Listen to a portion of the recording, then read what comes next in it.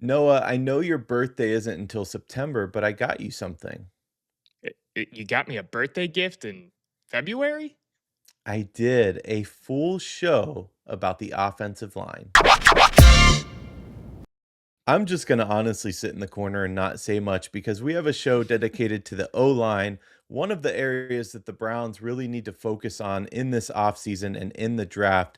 But we're going to start first with some of the free agents that could make an immediate impact for this Browns team. Make sure you hit that like button, hit that subscribe, leave a comment down below. Noah, it's your dream show. It is my dream show indeed. And not only do I get to do my dream show today, tomorrow we get to cover the draft prospects as well. And I'm really looking forward to that because I think that is going to be really interesting in terms of the future and what we're looking at for this Cleveland Browns offensive line. But I do think there are some key moves that we can make today. And by today, I mean obviously in free agency because this video is for free agency. Surrounding the offensive line. So I'm looking forward to seeing what we can come up with here. I want to hear some of your thoughts as well. I won't yap too much. I'll let you get some play in here. But you want to jump right into I want to say the prospects, but the free agent players. Yeah, let's do it. Awesome. So the first one we got is Tyler Linderbaum. He is the center. He is a young 26. He is one of the top centers in the NFL right now. He was a free agent. He was with, of course, the division rival Baltimore Ravens. He is an important name because there's ties to Todd Munkin. Of course, there's ties to Harbaugh over in New York as well. What do you think of Tyler Linderbaum, man? He's an exceptional young talent, and frankly, the Ravens not locking him down is a mistake. He's a really good run blocker. He could use a little work in the pass blocking. I'm torn because I know that New York is going after him hard, but it's interesting because we have the other Baltimore coach that clearly has rapport with former players over there. So I think anything's up in the air. That said, he's probably going to command around like 18 million a year, and that's a little steep, I think, for the Browns right now. And I think he could even climb past that. The range I had him at is like 14 to 22. And I said 14 is if the market doesn't materialize because he is a center. And I think it will. If it's not with New York, if it's not with us, someone will pay him a pretty penny to come because he is 26. He's a young offensive lineman. He is ranked super high when it comes to PFF grade. You look at his run blocking grade, he's an 83. You look at his pass blocking grade, he's a 63. That's about typical for a center. And overall, I mean, he's fourth, as you can see on the screen. And I think he would be a fantastic addition to this Cleveland Browns offense, especially because he's running the center, which is like the second most vocal position in terms of the offense. He's set in the front. He's helping with a lot of different things that the quarterback's also trying to set behind him. But I just don't think it's going to come through because I think he's going to go to New York with Harbaugh. They're going to pay him the money he wants. There's Jackson Dart there. There's Malik Neighbors. There's Cam Scattaboo. It's a little bit more of an appealing position for a young guy like himself to get. And honestly, I'm not that frustrated with it because there's another guy on this list that I think we should be shelling out money to. And it kind of goes into conjunction with the draft class and what's going on with the draft class. But we'll get to him when we get to him. Okay. I mean, I think that's a pretty good summation there. So likely out Tyler Lindenbaum. Let's move on to Alijah Vera-Tucker. Now, Noah, off the rip, he did not play last year. He tore his triceps. He's had injury concerns his whole career, frankly. This was a corner piece of what was going to be a building block of that Jets offense, and now it seems like he could be moving on. I think the Jets are interested in re-signing him, but they already have three offensive linemen locked into starting jobs, so he could very well move on. What's your take here on Elijah? I think he's an interesting prospect. The injury history does bother me. He is a former first round pick. He has a lot of upside. I mean, when you're looking at what he did in 2024 with his body of work as a guard, he was pretty good, ranked number 11th. He was pretty even when it comes to his run blocking and pass blocking splits when it comes to PFF grades. So you're talking about 76, 74 is where he's at for both of those different metrics. And I do like using PFF when it comes to offensive linemen. It's the easiest way, I think, to explain what's going on with them because it's such a technical, non regular stat focused position. You know what I mean? He did give up some sacks. He did give up some hits. I think he would be an interesting addition. My problem with him is the injury history. And I could see him, if the Jets don't re sign him, commanding another pretty penny for what is a guard and what is a injured guard, which is something we don't need on this offensive line more of with DeJuan Jones. Luke Whippler went out with an injury. I mean, it's just not good to add another broken body. I don't want to say that, that sounds rude, but adding another broken body to this front, I could see him commanding like 15, 16 million on the open market if someone gets greedy to go out there for a former first round pick who was a tackle who has the ability to go out and do different things. So he's another one that I'm iffy on. Like, I wouldn't be upset if we signed him, but Yeah. there's again another name that I'd really like on this list. Yeah, and Vera-Tucker has played 7 or fewer games in 3 of his 5 NFL seasons. The good news on the injury front is they all seem to be more like freak accidents. Like, these aren't recurring nagging injuries. He tore both triceps actually, which crazy. And then he also suffered a torn Achilles in 2023. So they're more like freak accident kind of injuries, not like I don't know. I want to say DeJuan Jones. It seems to be complete out for the same thing. It feels like anyway. That said, that is certainly in history that I don't really like because clearly that bad luck. Something's wrong. Yeah, I don't know, and that could just be a body, a size thing. That's it. Kind of reminds me of DeJuan Jones a little bit, because that's what he's always dealt with. He's just so big on his frame that it hurts his body in the long run doing these athletic, uber athletic movements. Even though it's offensive line, and you don't think of it that way. I mean, they're still playing at the peak of what that position is. They're playing against the best of the best, and they have to go all out every play, no matter what. So it's kind of a similar thing. He's interesting. If you could figure out the injury, and maybe it's a weight thing, maybe it's getting him faster. I don't know. I'm not a trainer. He could be really interesting. He could be a long-term addition for your team, but the injury history at such a young age is continuing to put him more in that backup realm, like a swing backup to me, Yeah. long-term in his career, as opposed to a tried and true lock it down starter at any of the 5 offensive line positions. No, that's fair. I want to move on to Rasheed Walker because this is a name that I really like.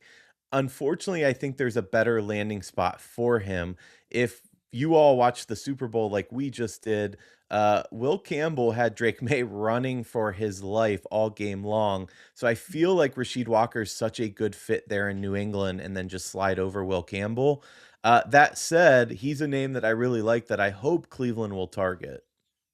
So I've been alluding to a name that I really like in our list of names here.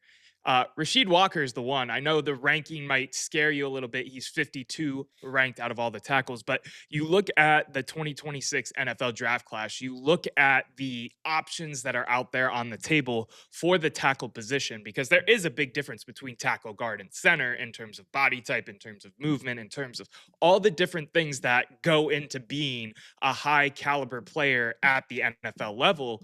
So to me, going out and spending a lot of money on a young guy, he was a late round draft pick that ended up panning out for Green Bay, throwing a ton of money at him. A good sizable amount. Spotrac has like 22 million on him.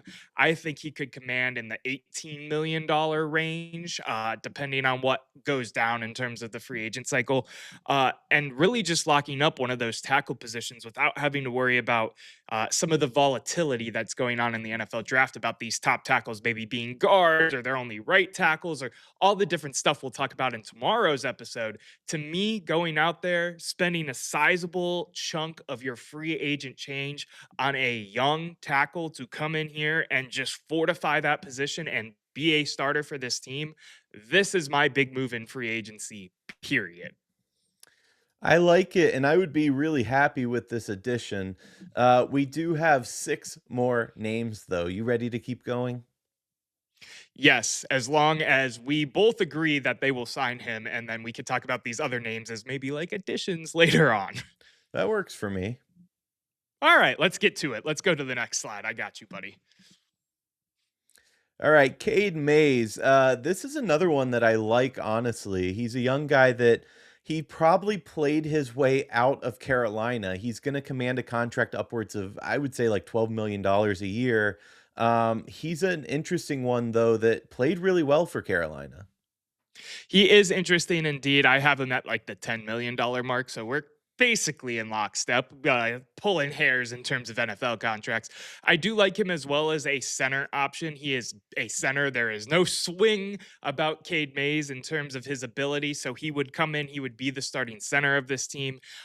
If they can get him on a decent deal, I wouldn't mind it. I also don't mind some of the center prospects that are in the draft in the second, third, fourth rounds to come in here. So depending on the money, I'm with you in the ability to bring him in. I think he could be a great fortifying centerpiece. Get what I did there for this Browns offensive line.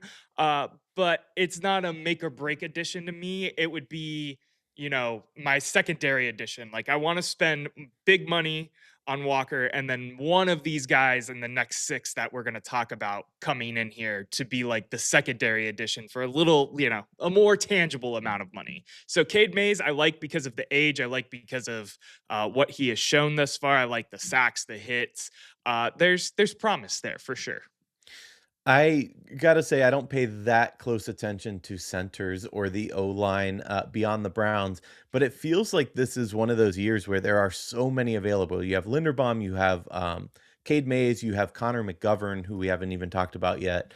Is this like a center heavy free agency? It tends to have some of that volatility just because they don't command the money that expect stars to typically command at the offensive line. They're not tackles, right? So unless you're a name like Tyler Lindenbaum, you're not commanding the money. So sometimes you think you can get away with, bringing in a guy, say like for us, like Luke Whippler or something like that, having one of these backup guys come in and take over the reins. And after they've learned for a couple years, you can kind of move on and not have to worry about spending money there. That's how this position works in the NFL sometimes. So you do see turnover there. So that's typically true throughout the league normally. That's fair. Let's move on to the man with excellent hair. That's about all I can say though, because he had a really up and down season for the games he did play. Again, injury prone, veteran presence, but Pittsburgh's likely moving on from him and for good reason. Not sure that this is a pickup that the Browns really want. Yeah, to me, Isaac, so how do you even say it? That's why Samalu? I avoided it. Fair enough. Fair enough. We'll go with Isaac. We'll just leave it at Isaac. Isaac to me is a break glass in case of emergency type of addition for this offensive line. You can go out and you could spend some money on him to come in and fortify the O line at that guard position for 1 year. I think you could command like 6 to 10 million there. I don't think it's going to be anything crazy in terms of a contract. You bring him in, you plug the hole, you move and kick that can down the road for another year.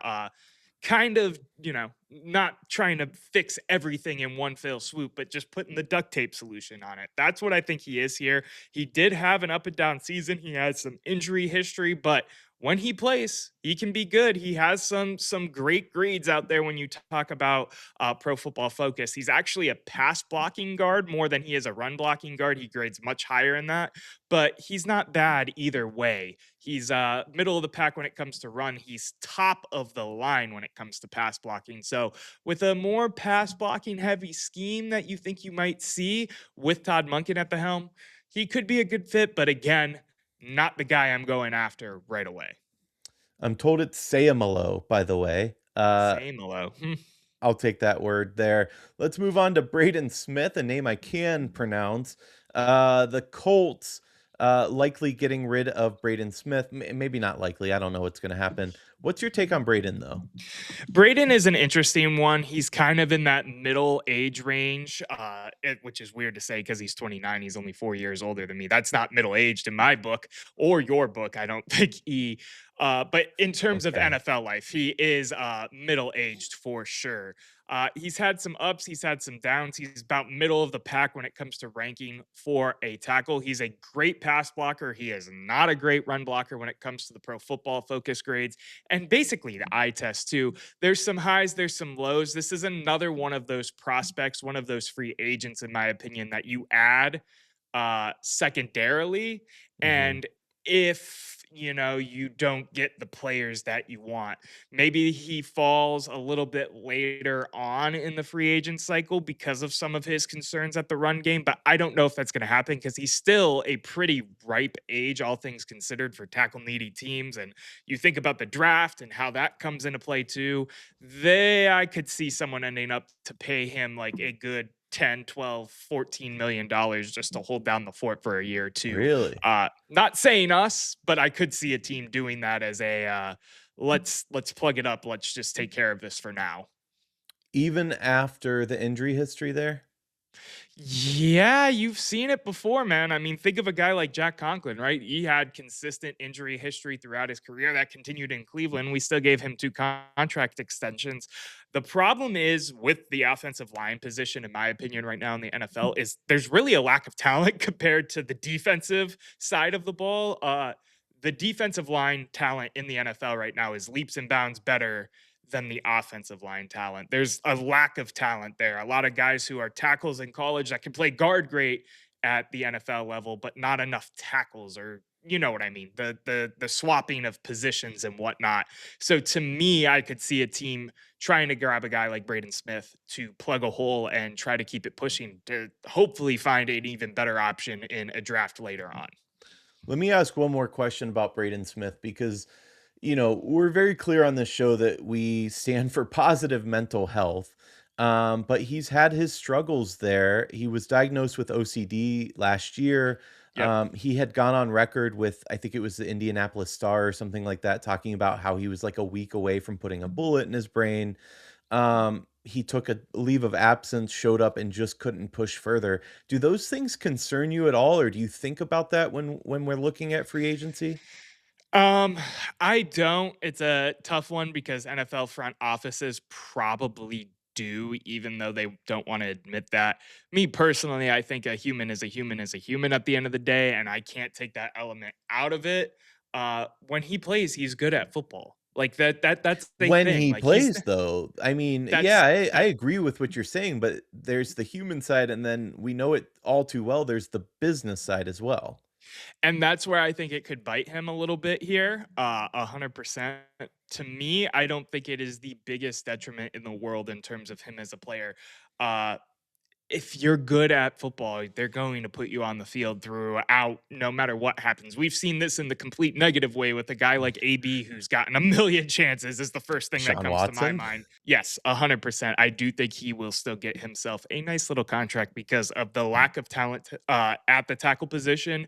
And he's still a prime age for his career, man. There's ability there, and he could end up back at the Colts too. You never know. There was a good, New York Times article covering him and exactly what I was alluding to. If you get a chance, go read it, because it is worth the read. Noah, are you ready to talk about Connor McGovern, another center?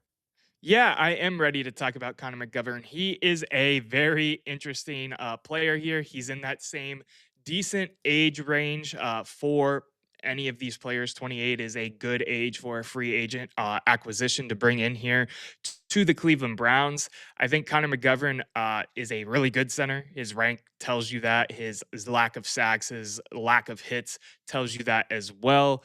I don't know if they are going to go after center. I wouldn't mind him or David Edwards, which is the next player we'll talk about, as like that tertiary or secondary. I guess it would just be secondary. We haven't added a third one, but a foil option to a guy like Walker that we talked about earlier in the video. My favorite fact about Connor McGovern has nothing to do with Connor McGovern. I told you guys from the outset this was Noah's show, so I'm gonna have like unrelated facts here. There was, I don't know if he's still in the league or not. There was another center that played for the Saints named Connor McGovern, who is set to inherit $500 million because his family owns the largest potato farm in, I think it's North Dakota, and supplies like all the potatoes to McDonald's. Not related, not the same guy, just happens to have the same name and be an NFL center. Anyway, back to our Connor. That is the last thing that I thought I would hear come out of your mouth on today's episode. But hey, My more research, power man. Hey, and I'm happy that you are because I don't know where anywhere else you can get such hard hitting journalism like that other than at the office. But you never know. You never know. Connor McGovern is a name that I think could fit here very well. Again, he grades pretty well run blocking wise, better pass blocking wise too. That's typical for interior because it's easier to win on the interior than one on one on the edge, right? I don't mind anything. I mean, you're talking about he's had 5 penalties the last season, 0 sacks allowed. He's top for hits. I mean, he's a good center. The biggest concern with him or David Edwards is the Bills just bringing them back, honestly, because they, of course, want to protect their main asset in Josh Allen.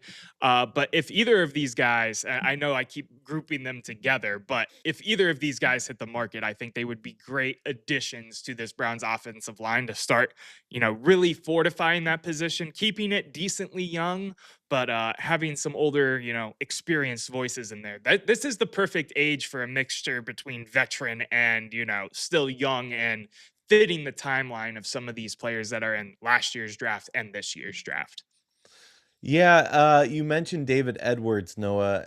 I don't know if the Bills can re-sign him because there's rumors that he could be like a $60 million man, which seems crazy. We're talking signing bonus and contracts, but he could very well be on his way out just by size of contract. Yeah, that's part of the interesting thing, which is interesting again in itself because of his rankings, his sacks that were allowed, his hits. When you compare it to with some of the regular metrics, some of the numbers that are out there from PFF, you wouldn't think. But David Edwards is thought of very highly in NFL circles. He would be a great addition to this team. He would be a great addition in any NFL roster. I'm curious to see where he lands. He'll be a great addition for sure, but I just don't know. I don't know if we're going to pay the price that David Edwards commands. I agree with that. I wish we would though, because we see what not paying the price has resulted in. By the way, between him, McGovern, and I believe Bosa is also hitting the market. The Bills could be a very different looking team next year. It'll be very interesting to see what they look like moving forward because of all of the different pieces, parts that can move and will move from this team. I'm curious to see what kind of market materializes for a lot of these interior guys because you assume that some of these larger numbers that you hear out there end up coming way down for interior players compared to tackles, even like a guy like Elijah Wilkinson, which we'll talk about in a second. I keep thinking about the draft too. There's so many of these top players that are in the draft, whether you're thinking of Fano or whatnot, that are thought to maybe move to guard that you maybe the market isn't going to materialize in ways that the agents of these players are thinking, but time will tell. Of course, it's not March yet, but time will tell. Yeah, and moving on to the final free agent that we have with the O line, Elijah Wilkinson. He was kind of a band aid stopgap for the Falcons last year, replacing an injury. He's okay, but I don't think it's somebody that the Browns are really looking for here. Yeah, I could see him being a what you just said, a band-aid stopgap type of player. That's the main reason I think we included him on this list is because he is a not super old option. I mean, he's 30, so you think like starting to come down the hill in terms of his NFL career, but he could come in, play tackle or be a swing tackle in between Dewan and say they bring in someone, draft someone, whatever. We know where I stand about what tackle I want them to get in free agency.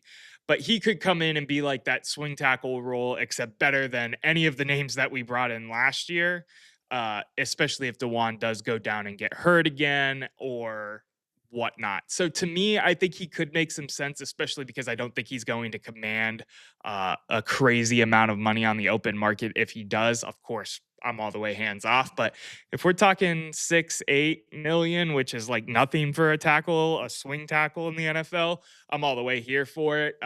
In addition to other moves, this should not be our only move at tackle at offensive line whatsoever. Fair. So those are the free agents. It's very clear who Noah wants and thinks we should get. We also have the draft, which we'll cover tomorrow. There's some big names in the draft as well. Either way, I think one thing is clear. There is talent out there available for this Cleveland Browns team to go after. Whether or not they will or they'll pick the right people is another question. But of the two position groups that we're concerned with the most outside of quarterback, there are options, and we're going to cover receivers later this week as well. Noah, do you expect the Browns to make the right decisions here? Well, that's a loaded question because we're Browns fans. And of course, you have to be a little pessimistic, even if you are a Cleveland optimist like myself, with anything that Cleveland Browns do. Because if it looks great on paper, somehow it might get messed up. Think Deshaun Watson, think a majority of signings we've seen in our time since coming back in '99. I would like to think that they're in good hands with Andrew Berry, with Todd Monken, and they're moving forward in a right direction. So I'm going to continue to just be optimistic for now, especially with some of the names that are out there in the positions that we need to fill, whether that be in free agency or the draft, whether it be wide receiver, O line, other quarterback, you name it. I mean, that's the reason we're doing this, right? To get our opinions about each of these players that could be brought in and then really put our thumb down and make our predictions of what they should do and what we think they may do. You know what I mean? Yeah, I can't imagine if we could add, I don't know, I think Linderbaum's a stretch. So let's say we could add Mays and Vera-Tucker. That is a different look O-line that one Shador Sanders could certainly make use out of. And you've got to think that well, I mean, you have 3 picks in the top 40. One of those picks are going to somewhere on the offensive line for sure, whether it be 6, 24, or I believe 38 is our pick in the second round. And there's a lot of good prospects at all 3 levels of the offensive line in the draft. So make sure you stay tuned. Check out our video tomorrow on that because that's where I think we're going to make a lot of splash because I think they want young, controllable assets on this offensive line for long amounts of time, basically trying to keep this offensive line young and together for as long as possible so we don't have such a drastic decline as we did with our previous offensive line with Joel Bitonio, Wyatt Teller, you name it, on that line. From your lips to the football gods' ears. On that note, the debate never ends, but the show does for now. We'll see you next time.